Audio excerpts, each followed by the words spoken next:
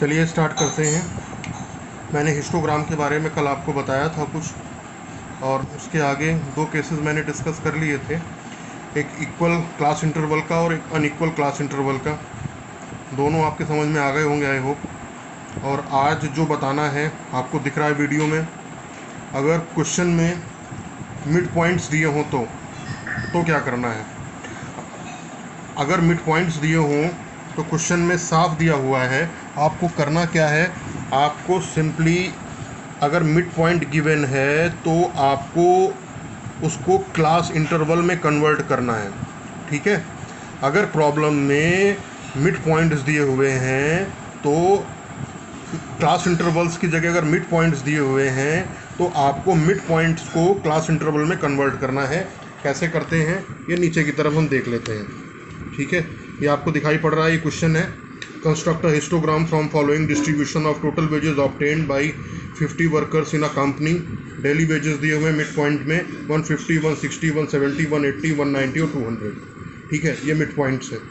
अब इस mid points को आपको करना क्या है कि इनको कन्वर्ट करना है क्लास इंटरवल्स में। किसमें कन्वर्ट करना है? इनको कन्वर्ट करना है आपको क्लास इंटरवल्स में, ठीक है। अब क्लास इंटरवल्स में कैसे कन्वर्ट होगा इसको ज़रा देखते हैं।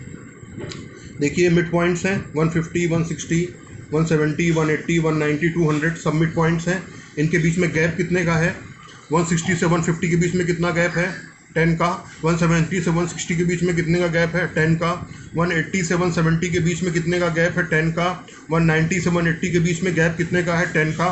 सब में 10-10 का गैप आपको दिखाई पड़ रहा है, बिल्कुल क्लियर है, ठीक है। अगर अब आपको क्लास इंटरवल बनाना है मिड पॉइंट से तो आपको करना क्या है, इस दो मिड पॉइंट्स के बीच के गैप का आधा क्या होगा? 10 का आधा क्या हुआ? 5। दो मिड पॉइंट्स के गैप का आधा जोड़ना है और घटाना है। जोड़ना है, ऐड करना है और सब्सट्रैक्ट करना है। अगर आप ऐड करेंगे तो आपको अपर लिमिट मिल जाएगी, और अगर आप सब्सट्रैक्ट करेंगे तो आपको लोअर लिमिट मिल जाएगी, ठीक है। देखिए वही मैंने किया है यहाँ पे। अब इसमें हमने क्या किया है, अब इन दोनों के बीच में गैप कितने का है? 10, ठीक है। मिड पॉइंट्स के बीच में गैप कितने का है? 10। 10 का आधा क्या हुआ? 5। 150 में 5 जोड़ा और 5 घटाया। 5 जोड़ा तो क्या हो गया?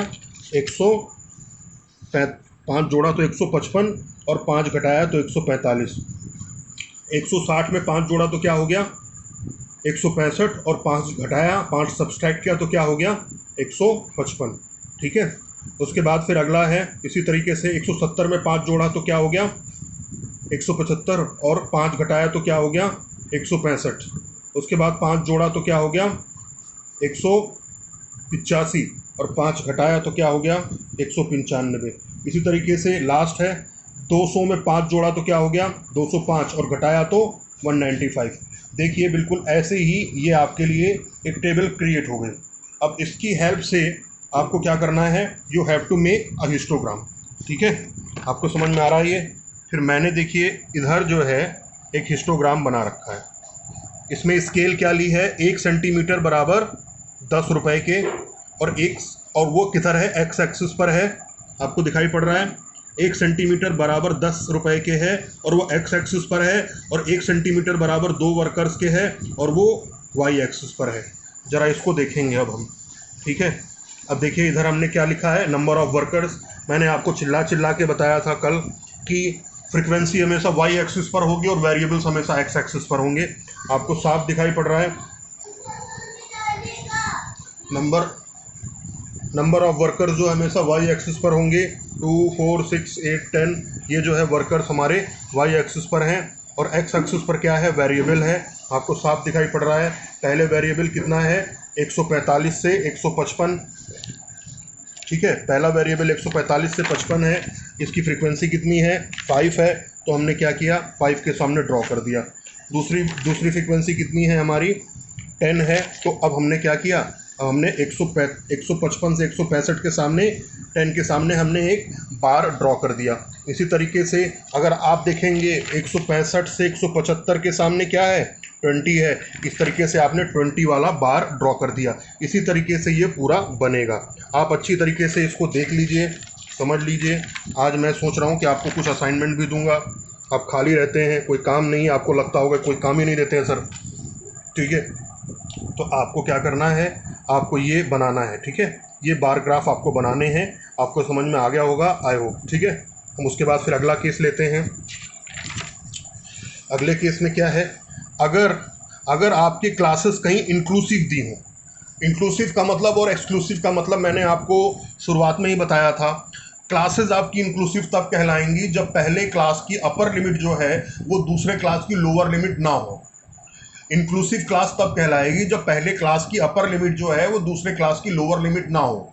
और अगर पहले क्लास की अपर लिमिट और दूसरे क्लास की लोअर लिमिट होती है, अगर पहले क्लास की अपर लिमिट दूसरे क्लास की लोअर लिमिट होती है, तो ऐसी सीरीज को हम एक्सक्लूसिव सीरीज बोलते हैं, ठीक है। अब इस प्रॉब्लम में हमने क्या करना है, इंक्लूसिव को एक्सक्लूसिव में कन्वर्ट करना है।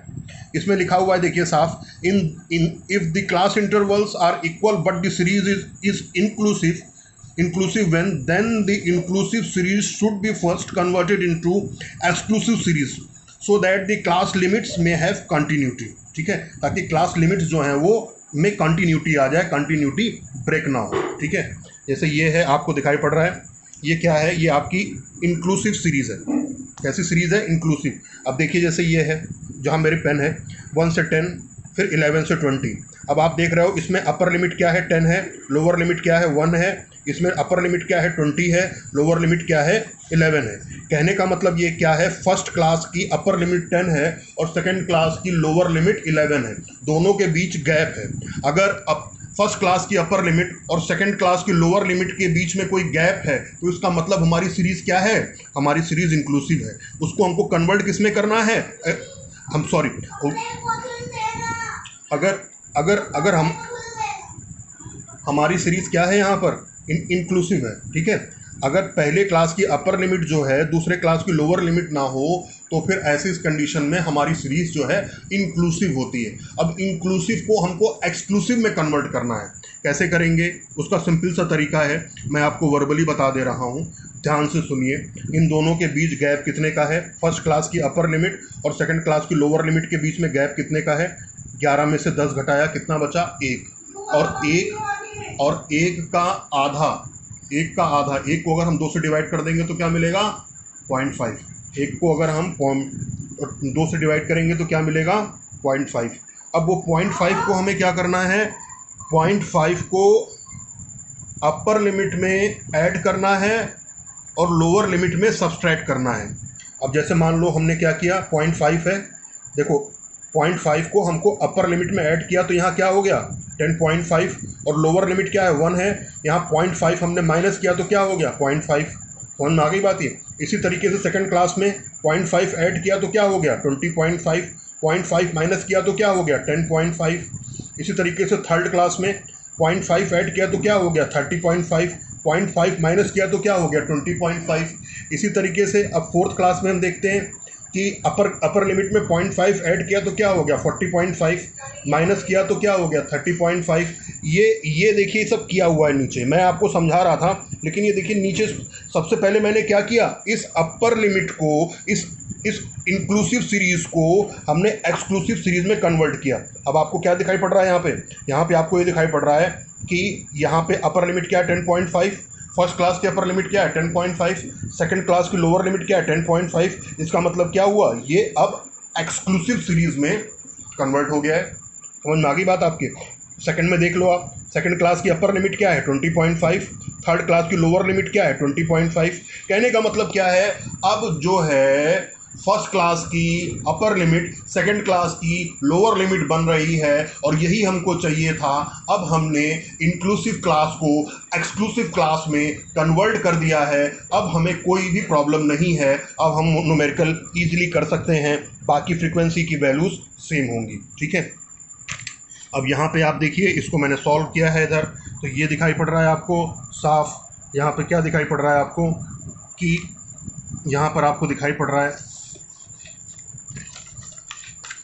कि मैंने क्लासेस क्या ली हुई हैं, ठीक है, क्लासेस क्या ली हुई हैं आपको साफ दिखाई पड़ रहा है। 1 सेंटीमीटर बराबर 10 मार्क्स ऑन एक्स एक्सिस और 1 सेंटीमीटर बराबर 4 student on Y axis. 1 centimetre बराबर 10 मार्क्स ऑन एक्स एक्सिस और 1 सेंटीमीटर बराबर 4 स्टूडेंट्स ऑन वाई एक्सिस। ठीक है, ये हमने करा है। तो यहाँ पर आप ये देखिए, अब यहाँ पर हमने वही कोशिश की है करने की। देखिए यहाँ पर हमने क्या किया, अब 1 सेंटीमीटर बराबर 4 स्टूडेंट्स, ये देखिए बना हुआ है। इधर हमने बताया है वाई एक्सिस पर हमेशा फ्रीक्वेंसी होगी। और यहाँ पर हमने क्या किया, यहाँ पर हमने 0 से ही 0.5 मार्क्स ले लिया है। जो पॉइंट ऑफ ओरिजिन है वहीं से हमने 0.5 मार्क्स ले लिया है। फिर अगला 10.5, फिर 20.5, 30.5, 40.5, और जो डेटा है उसके अकॉर्डिंगली ही हमने फिर ड्रॉ कर दिया है। इसको बार बार बताने की आपको ज़रूरत नहीं है, ये आपके समझ में आ गया होगा आई होप। ठीक है, तो ये हो गया हमारा, चारों मेथड हो गए। आज इस तरीके से आप लोगों को हिस्टोग्राम भी समझ में आ गया होगा आई होप। ठीक है, हिस्टोग्राम भी आपको क्लियर हो गया होगा आई होप। हाँ, और इसके कुछ न्यूमेरिकल्स भी मैं अभी आपको दे रहा हूँ ताकि आप उसको भी करने की कोशिश करो। देखिए ये न्यूमेरिकल्स दिए हुए हैं, आप इसको देख लो, कोशिश करो। आप मुझे करके दिखाओगे कल तो मुझे अच्छा लगेगा। ठीक है, आप करने की कोशिश करिए इसको, बहुत टफ नहीं है। सारे केसेस मैंने करवाए हुए हैं। ठीक है, तब मैं आपको दे रहा हूँ, और ये मुझे आप कल करके दिखाएंगे। Thank you class. ठीक है, अभी आप फिर से देख लो इसको, बहुत अच्छी तरीके से देख लो। डेटा बिल्कुल आपके सामने है, कुछ भी इसमें इम्पॉसिबल नहीं है, मेरी वीडियोज़ में सब आपको मिल जाएगा।